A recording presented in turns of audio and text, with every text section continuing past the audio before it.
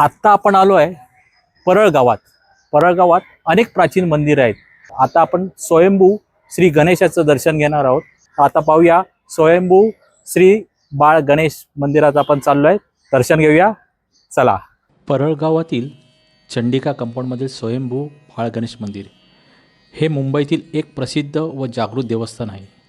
शिवडी परिसरातील हे वसलेले हे मंदिर परळसारख्या मुंबईतील जुन्या वस्तीत असल्यामुळे ऐतिहासिक व सांस्कृतिक वारसाची साक्ष देते.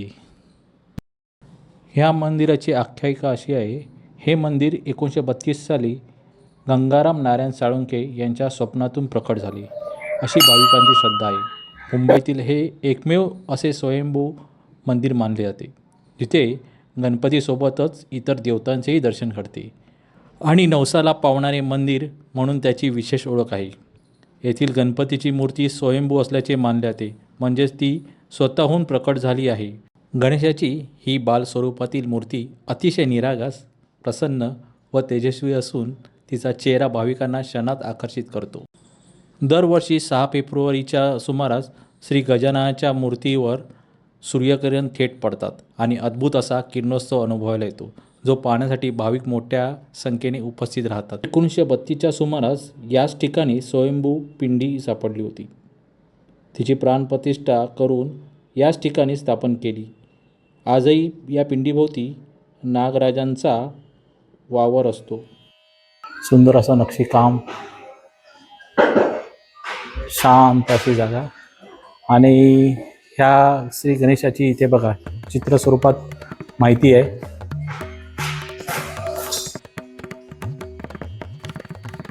हा पाषाणाचा श्री गणेश आहे आणि ह्या पाषाणाची उंची दरवर्षी थोडी थोडी वाढत जाते. गर्दीच्या मुंबईत असूनही हे मंदिर शांत, पवित्र आणि आध्यात्मिक वातावरण प्रदान करते. अनेक भक्तांच्या इच्छा येथे पूर्ण झाल्याच्या कथा ऐकायला मिळतात. त्यामुळे हे मंदिर अत्यंत जागृत व नवसाला पावणारे म्हणून भाविकांच्या मनात विशेष स्थान मिळून आहे. आमच्या शेजारी सागर पांचाळ त्यांच्याकडे मागे गणेश जयंती गणरायाचं आगमन झालेलं आहे. नारळाचे झाडाची पानं असतात ना, त्याच्यापासून ही बनवलेलं सुंदर डिझाईन.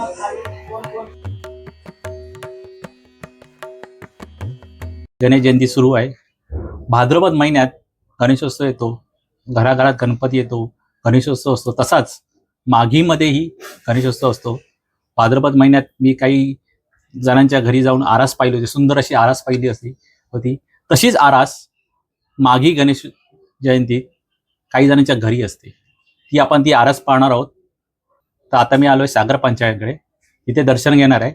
तिथे दर्शन घेतल्यानंतर लालबाग मार्केटमध्ये जाणार आहे. तिथे लालबाग दर्याचे पदाधिकारी आहेत, त्यांच्याकडे जे गणेशाची आरास पाहणार आहोत.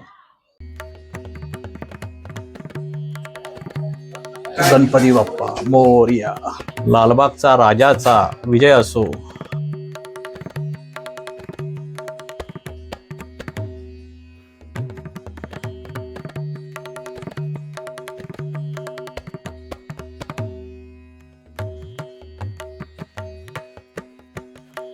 आता आपण लालबागचा राजा गृहनिर्माण सोसायटीमध्ये आलो आहे. लालबागचा राजा मंडळाचे उपमहासचिव श्री राजन कोतावडेकर यांच्या घरी आता आपण आलो आहोत.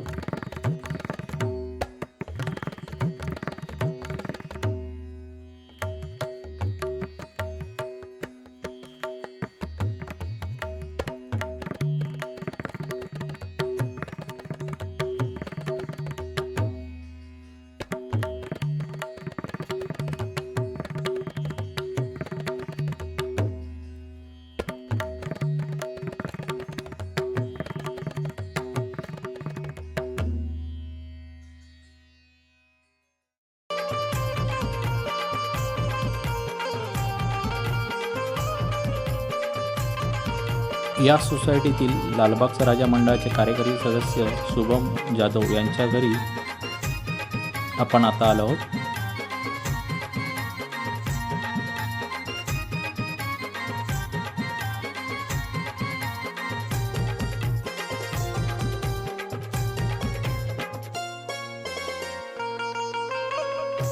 फुलांची सजावट आणि विठ्ठल मंदिर देखाव्यात विठुरायातील रूपातील श्री गणरायाचे दर्शनाचा हा देखावा भावुक करणारा आहे.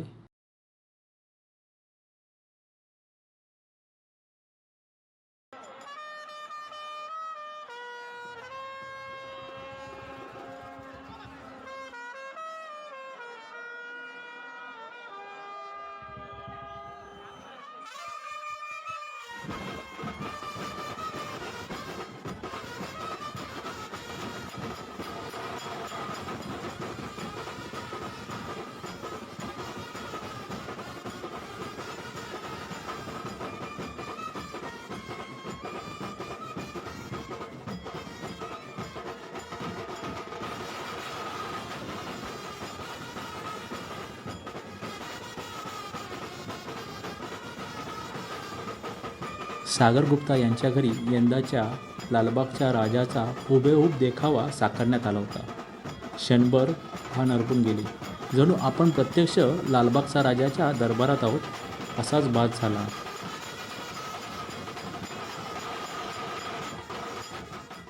आता चेंबूर येथील आमचे यूट्यूब मित्र योगेश चेंदवरकर यांच्या घरी आलो आहोत.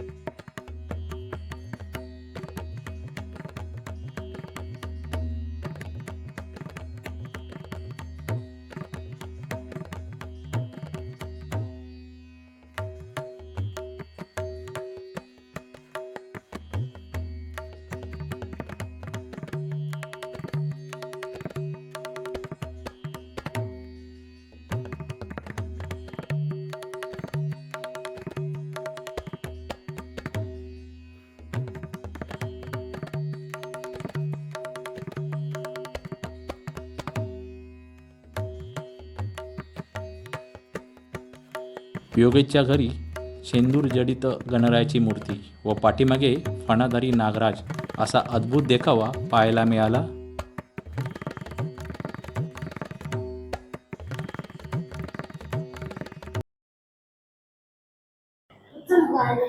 नमस्कार, जरा हटके यूट्यूब चॅनलवर आपल्या सर्वांचं पुन्हा एकदा हृदयपूर्वक स्वागत.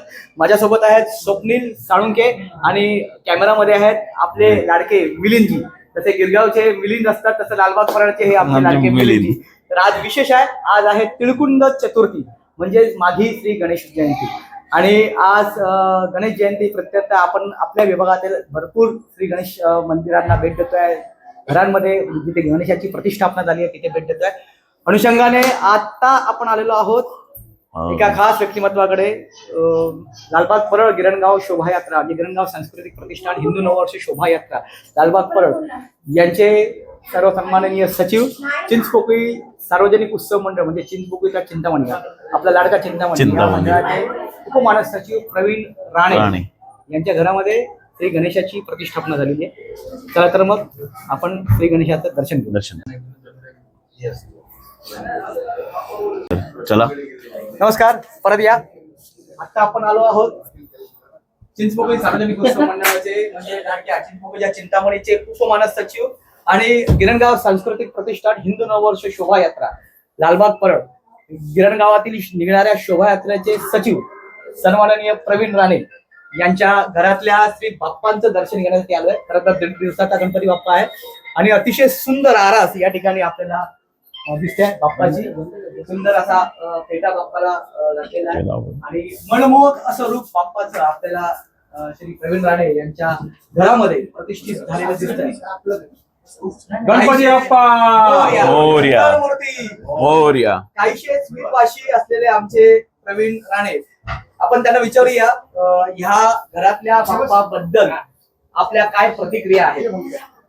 प्रवीण राणे. प्रतिक्रिया म्हणजे एक स्वप्न होतं की आपलं स्वतःचं घर व्हावं आणि त्या घरामध्ये आपले जे बाहेर आपण कार्य करतो त्या कार्यामध्ये चिंतामणी येतं, तसंच आपल्या घरातही तसंच चिंतामणी बसावं अशी माझी खूप वर्षापासून इच्छा होती आणि ती इच्छा माझी गेल्या वर्षीपासून पूर्ण झाली आणि ती मी ठेवायला लागलो. अगदी खरं. जसं लाडका चिंतामणी प्रत्येकाच्या चिंता दूर करतो, तसा हा आपला छोटा चिंतामणी हाही सर्वांच्या चिंता दूर करतो. आणि प्रवीण राणे यांच्या घरामध्ये जे काही अडीअडचणी असतील त्या दूर होतीलच. आणि ह्या बाप्पाचा कृपा आशीर्वाद आपल्या सर्वांना लाभो हीच या बाप्पाच्या चरणी प्रार्थना करतो. अवघ्या मुंबापुरीमध्ये ज्याची खाती, अवघ्या महाराष्ट्रामध्ये ज्याची खाती, आपला लाडका चिंचपोकळीचा चिंतामणी याचं हे सुंदर स्केच या ठिकाणी आपल्याला दिसत आहे. आणि प्रवीण राणे यांच्या घरामध्ये हे सुंदर स्केच विराजमान आहे. या गणपती बाप्पाच्या दर्शनाला अनेक प्रतिष्ठित व्यक्तिमत्व या ठिकाणी येत असतात. अनुषंगाने आपल्या समोर आहेत महाराष्ट्राचे सुप्रसिद्ध कबड्डीपटू पंच नावाजलेले पंच आणि चिंचपोकळी सार्वजनिक उत्सव मंडळाचे सन्माननीय पदाधिकारी, समाज हितेशी व्यक्तिमत्व जे पडद्यामागे उभं राहून समाजात देणं लागतं या अनुषंगाने समाजाप्रती बांधिलकी जपणारं असं व्यक्तिमत्व श्री विद्याधर घाडी, त्यांचंही या ठिकाणी आगमन झालेलं आहे. आपण विद्याधर दादाकडून समजून घेऊया ह्या गणेशाचं महती आणि आपल्या भावी गोष्टी. गणेशाची महती म्हणजे मागी गणेश जयंती म्हणजे गणेश जन्मच. आणि आज या मागी गणेश जयंतीचा आजचा हा पहिला दिवस. पहिल्या दिवसाच्या सर्व विभागीय नागरिकांना, गणेश भक्तांना चिंचपोकळी सार्वजनिक उत्सव मंडळ तसेच अश्वनाथ क्रीडा मंडळाच्या वतीने हार्दिक शुभेच्छा. आमच्या अश्वनाथ क्रीडा मंडळाचं यावर्षी श्रीराम जन्मोत्सवाचं 75 वर्ष आहे. तरी सर्वांनी या अमृत महोत्सवी श्रीराम जन्मोत्सव सोहळ्यात मोठ्या संख्येने सामील होऊन या जी काय सोहळा होईल त्या सोहळ्याचा आनंद द्विगुणित करण्यासाठी आपण सर्वांनी या ठिकाणी उपस्थित राहून सहकार्य करायचं आहे हीच आपणास अश्वनाथ क्रीडा मंडळाच्या वतीने विनम्र विनंती आहे. मी या मंडळाचा मानस सचिव म्हणून आपणास हे आव्हान करतोय. धन्यवाद.